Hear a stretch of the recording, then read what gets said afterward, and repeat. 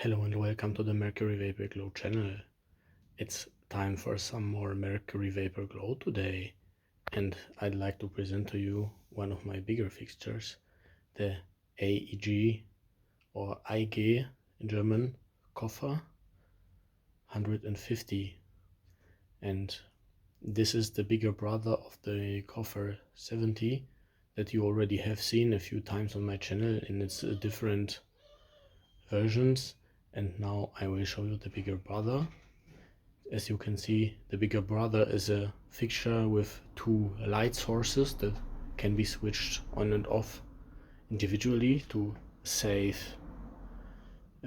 money and energy costs at night. And it was a very popular feature in West Germany and also in the Netherlands and a few other countries where switching off the light sources, or one of the light sources, better said, late at night was a pretty popular thing at some point in time. So we have two 80-watt bulbs here, a Mercury Vapor. You can also use 125-watt bulbs when switching the tap on the ballast. So this is a multi-purpose fixture. You could potentially also use 125 and 180-watt if you desired to do so. And here is the facts about the lamp. So doesn't say much besides that it's the Koffer 150 and it's for 2x80 or 125 watt Mercury Vapor, and that it's made in Germany. I think it's made like around 2002 or something like that. This fixture also already says it has a lamp chamber with IP65 and there is a gear compartment with IP44. So when these IP ratings are on these fixtures, I get these are the newer ones. And to the history of these things, they emerged like in the 70's and were immediately greatly praised for their design and the innovative fact that they were made out of plastic. So the predecessor of these fixtures was made out of aluminum, but this one is made out of plastic.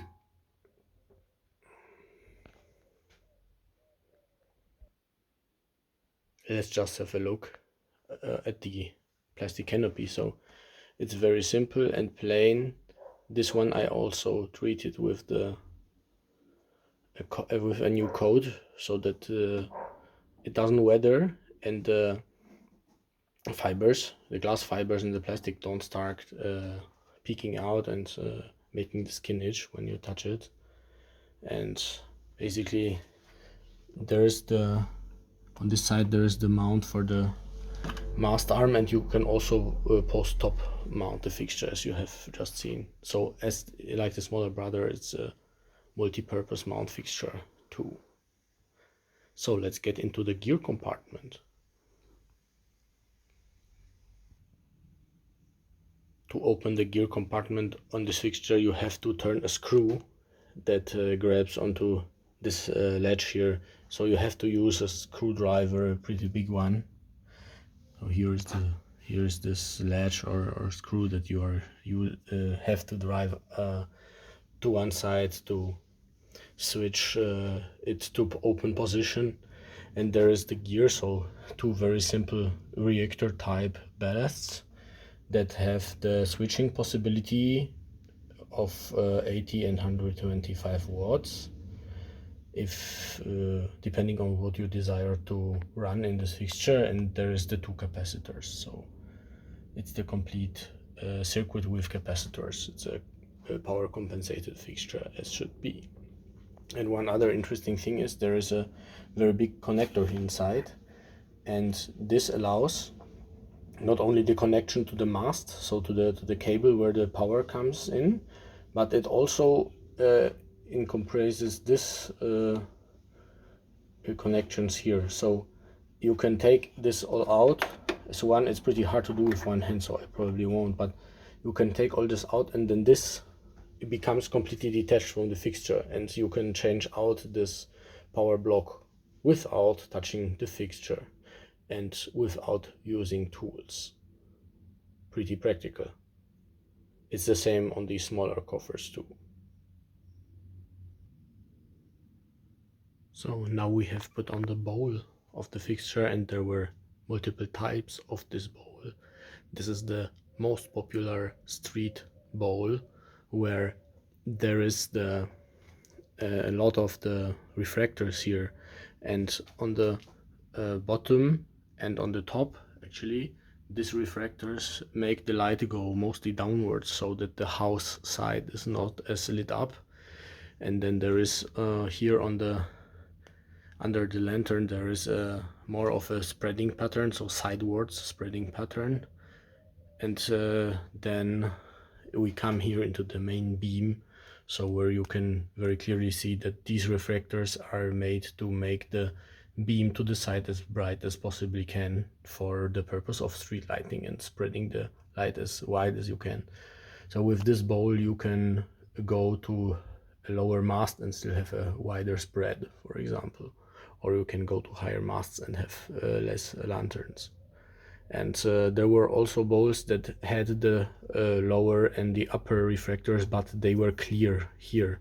So this means that then the spread is a little more less wide and you get more light directly under the fixture.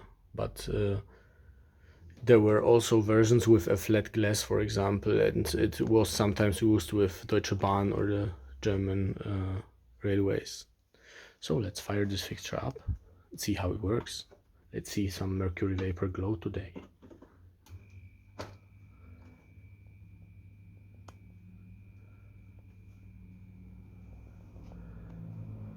The camera doesn't give it justice that it's a very nice pink color coming from these lamps. I mean, these are used lamps. They are still pretty bright, but they are probably not new and not the brightest that they could be. Still, they start up pretty pink, so I guess they're still pretty good shape. Then let's just watch this start up a little bit. I will go around the lantern a little bit and show you like the main beam. It's a perfect example for these refractors, what they do. So you can see the bulbs, the reflectors, and the refractors of the bowl are all playing the same game, namely to make as wide of a sidewards beam as possible while still not blinding anyone. But even like in almost 90 degrees here, you can still see some of the beam. So it's like when we go to really 90 degrees, then probably the light doesn't blind, but it's a very wide beam, and this is what these lanterns are made for.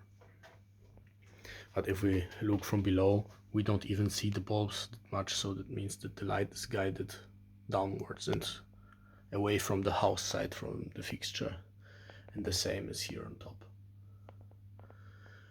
What's interesting, there is two bulbs, one Osram and one Philips, and the Philips is starting a lot faster than the Osram.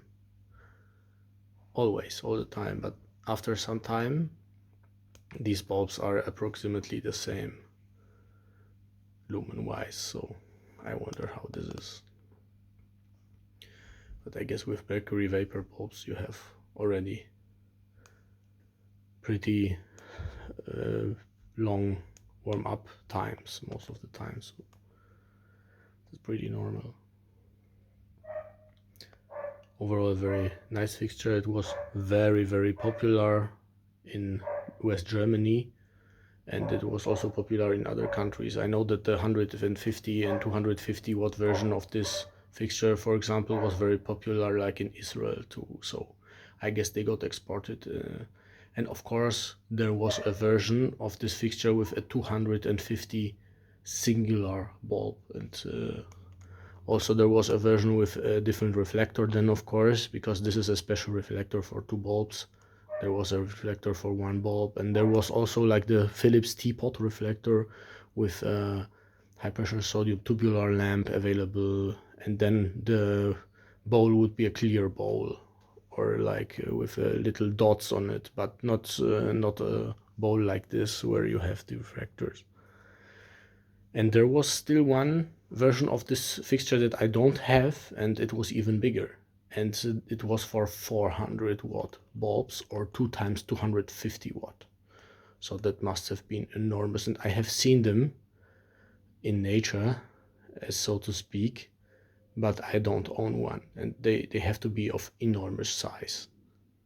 And I know that there was prior to this, there was the aluminum casing version that was only post-stop mount or only sidearm mount. So you had to decide when ordering the fixture what to do, and what you want to do with the fixture. And I don't know whether they made this Koffer with the bigger version too.